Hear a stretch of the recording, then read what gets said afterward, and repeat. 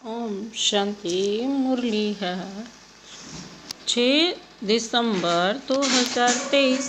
बाप दादा के मधुर महावाक्य। मीठे बच्चे, मैं तुम्हें फिर से राजयोग सिखलाकर राजाओं का राजा बनाता हूँ। इस फिर से शब्द में ही सारा चक्र समाया हुआ है। मीठे बच्चे, मैं तुम्हें फिर से राजयोग सिखलाकर राजाओं का राजा बनाता हूँ। इस फिर से शब्द में ही सारा चक्र समाया हुआ है। आज का प्रश्न है, बाप भी प्रबल है तो माया भी। दोनों की प्रबलता क्या है? बाप भी प्रबल है तो माया भी। दोनों की प्रबलता क्या है? बाप को भूले तो माया आ जाती है, और माया तो प्रबल है, ओबीडेंट है बाबा की बच्ची। बाबा ने उत्तर दिया, प्रबलता तुम्हें पतित से पावन बनाते। पावन बनाने में बाप प्रबल है, इसलिए बाप को पतित पावन सर्वशक्तिमान कहा जाता है। माया फिर पतित बनाने में प्रबल है। सच्ची कमाई में ग्रहचारी ऐसी बैठती है जो फायदे के बदले घाटा हो जाता है। विकारों के पीछे माया तवाई बना देती। जैसे तवे पर पानी की बूंद डालो, टिकते ही नहीं, ऐसे ही विकारों के पीछे माया भी अपने अंदर ऐसे। इसीलिए बाबा कहते, बच्चे देही अभिमानी बनने का पुरुषार्थ करो। देह भान को भूले, अपने आप को आत्मा समझो। आज का गीत है, हमें उन राहों पर चलना है जहाँ हमें अब तो गिरना और संभलना नहीं है। अब तो बाबा ने क्या रास्ता बता दिया, बस चढ़ना ही चढ़ना है, उड़ना।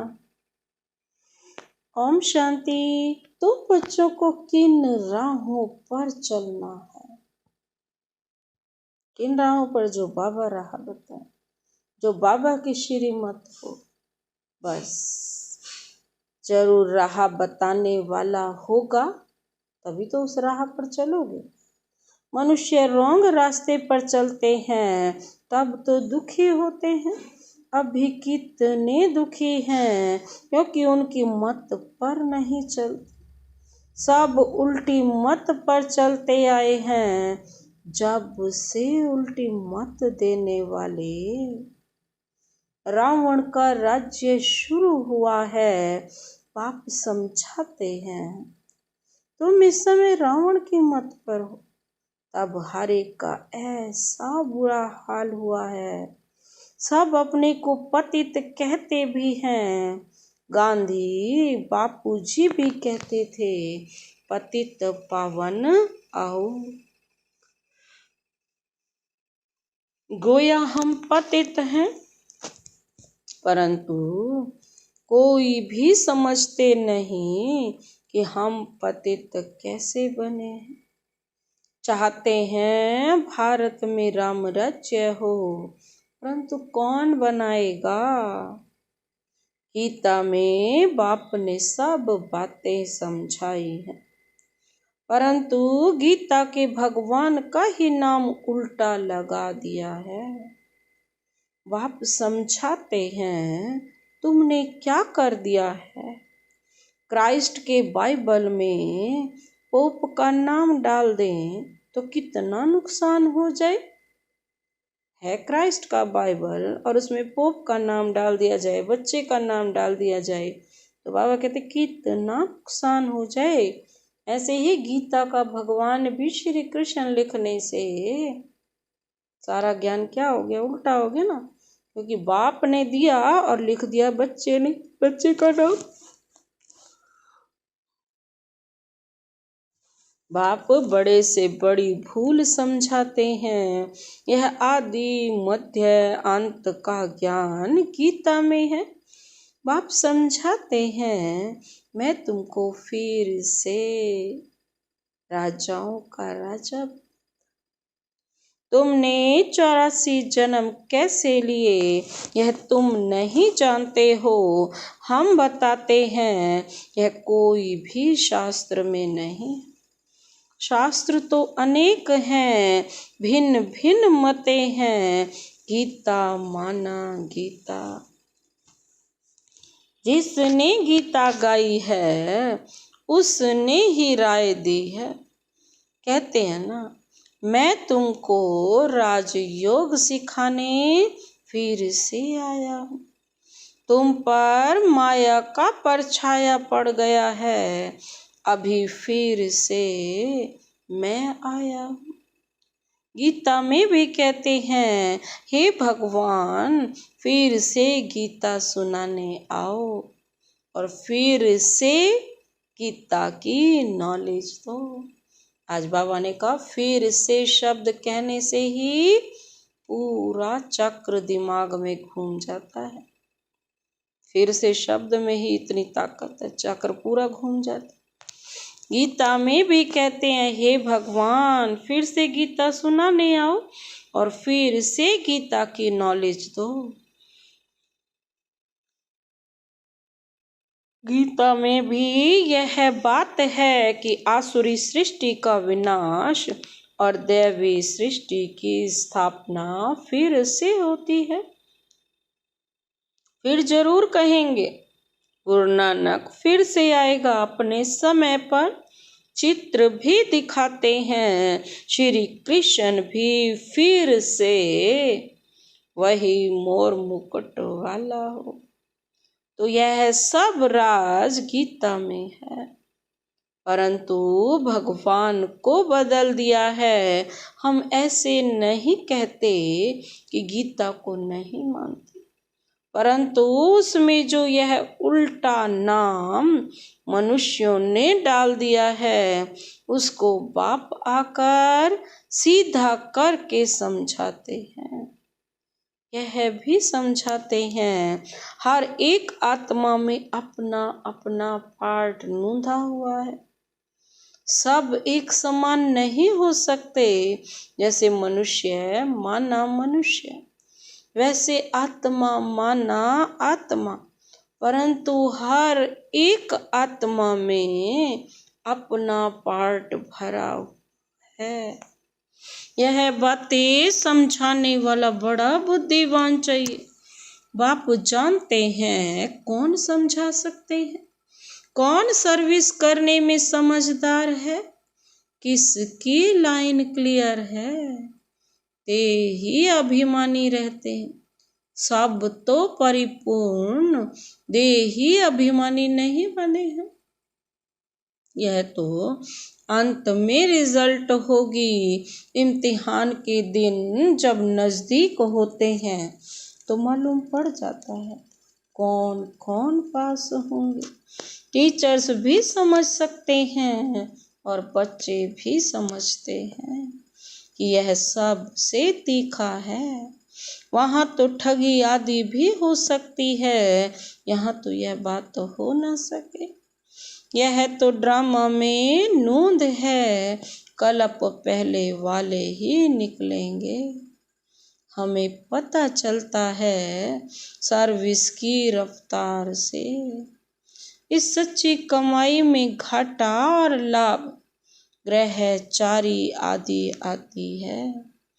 चलते चलते टांग टूट पड़ती है। गंधर्वी विवाह करने बाद फिर माया एकदम तबाही बना देती है। माया भी बड़ी प्रबल है। बाबा प्रबल है पावन बनाने में, इसलिए उनको सर्वशक्तिमान पतित पावन कहा जाता है। और फिर माया प्रबल है पतित बनाने में। सतयुग में तो माया होती नहीं, वह है ही वॉइसलेस वर्ड। अभी है एकदम विशेष वर्ल्ड। कितनी जबरदस्त प्रबलता है। चलते चलते माया एकदम नाक से पकड़ तवाई बना देती है, पार गति दिला देती है। इतनी प्रबल है, भल सर्वशक्तिमान परम पिता परमात्मा को कहते हैं, परंतु माया भी कम नहीं है। आधा कल्प उनका राज्य चलता है ना। यह कोई थोड़ी ही जानता है, दिन और रात आधा आधा होता है। ब्रह्मा का दिन, ब्रह्मा की रात। फिर भी सतयुग को लाखों वर्ष और कलयुग को कितने वर्ष दे देते हैं। अभी बाप समझाते हैं तो समझ में आता है। यह तो बिल्कुल राइट है। बाप बैठ पढ़ाते हैं। कलयुग में मनुष्य थोड़े गीता का राजयोग सिखाए राजाओं का राजा बनाएंगे। ऐसे तो कोई है नहीं जिसकी बुद्धि में हो कि हम राजयोग सीख राजाओं का राजा बनेंगे। तो गीता पाठशालाएं तो अनेक हैं, परंतु कोई राजयोग सीख राजाओं का राजा व नहीं बन सकते। कोई भी एम ऑब्जेक्ट राजाई पाने का नहीं है।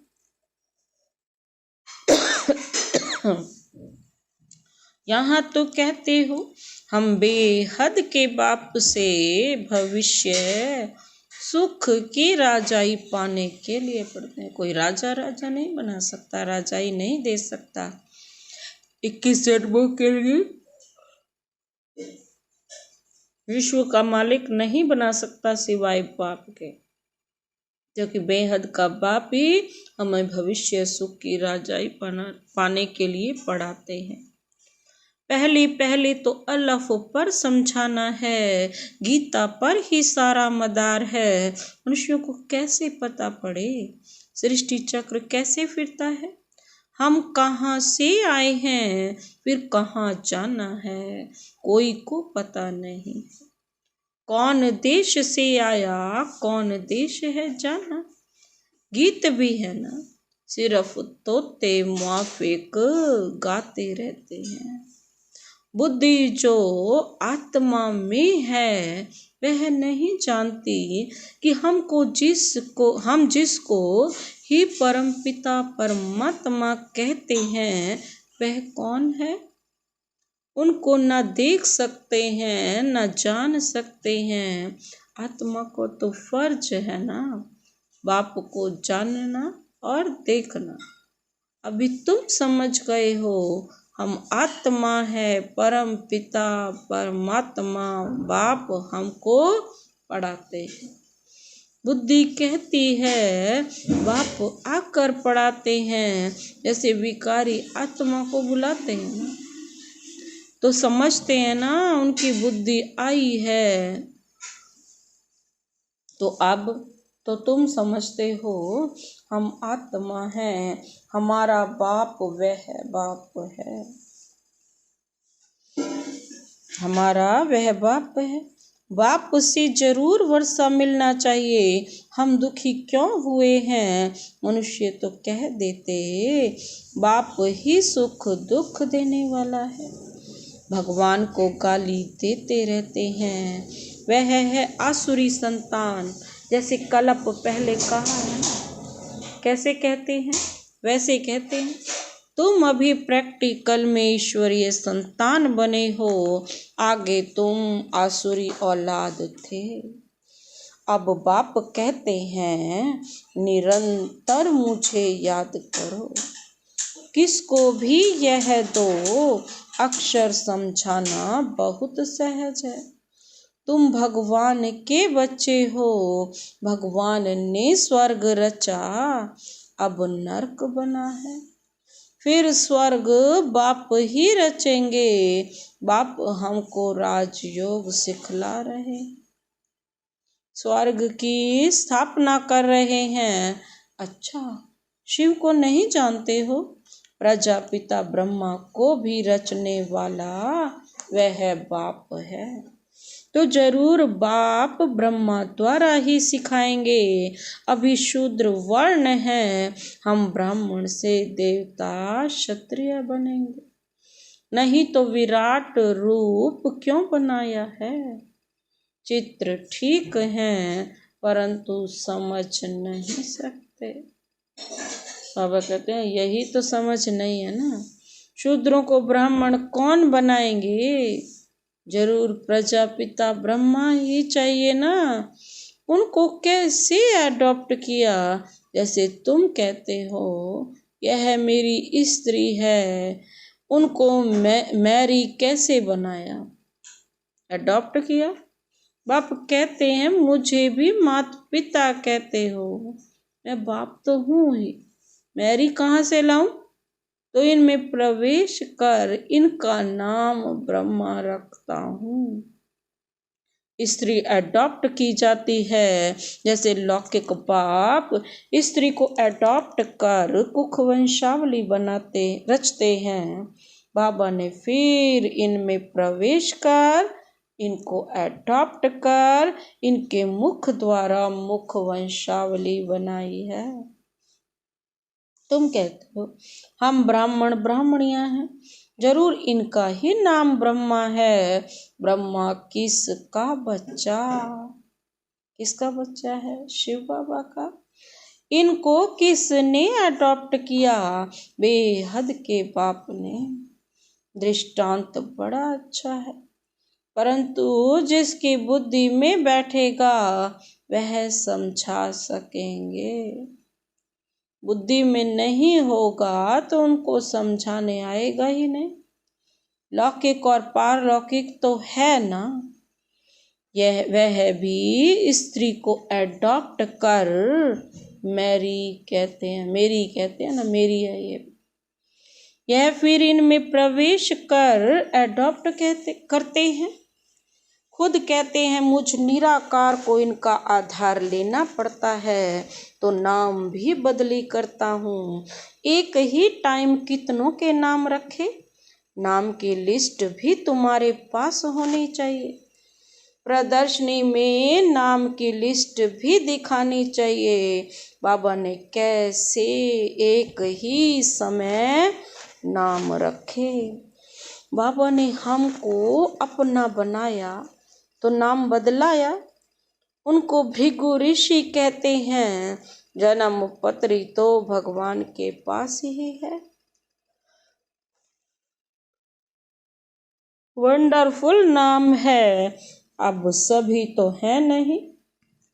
कोई तो आश्चर्यवत भागंती हो गए। आज है कल है नहीं। नंबर 1 दुश्मन है काम।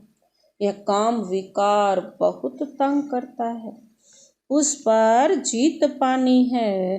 ग्रस्त व्यापार में इकट्ठे रहकर उन पर जीत पानी है।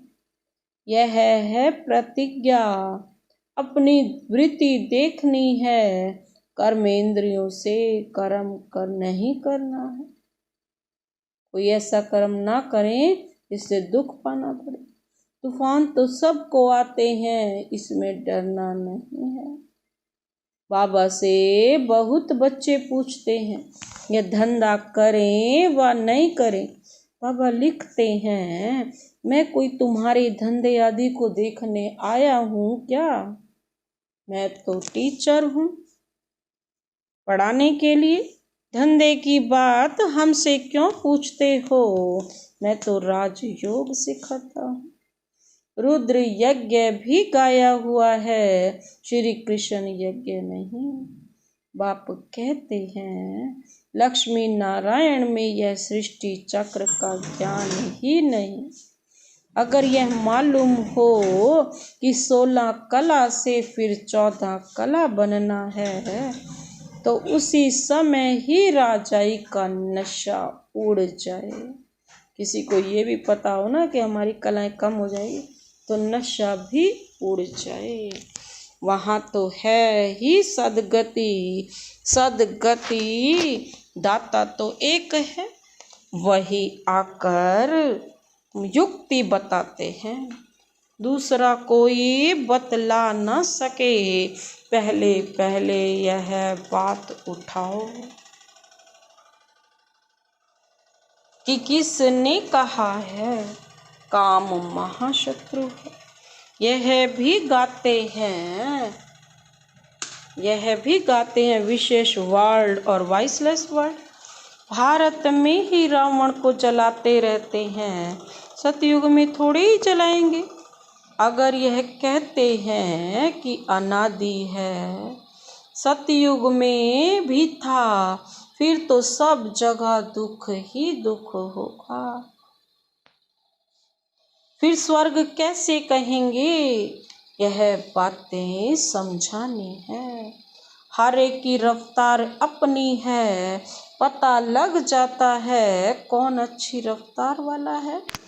संपूर्ण तो कोई बन नहीं सकता, कोई बने नहीं है, बाकी हाँ सतो रजो तमो तो होते ही हैं। बुद्धि हर एक की अलग अलग है। जो श्रीमत पर नहीं चलते हैं वह तमो प्रधान बुद्धि है। अपने को इंश्योर नहीं करेंगे तो भविष्य 21 जन्मों के लिए कैसे मिलेगा? मरना तो है ही, तो क्यों ना इंश्योर कर देना चाहिए, सब कुछ उनका है।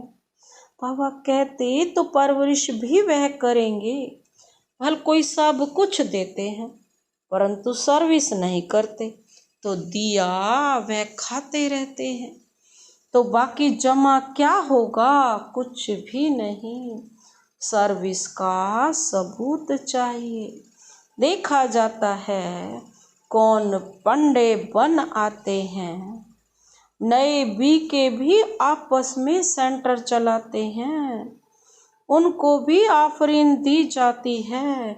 यह नॉलेज तो बड़ी सहज है। वानप्रस्थ अवस्था वालों को जाकर समझाओ। वानप्रस्थ अवस्था कब होती है? बाप ही गाइड बन सबको ले जाएंगे। तुम जानते हो बाप ही कालों का काल है। हम तो खुशी से बाबा के साथ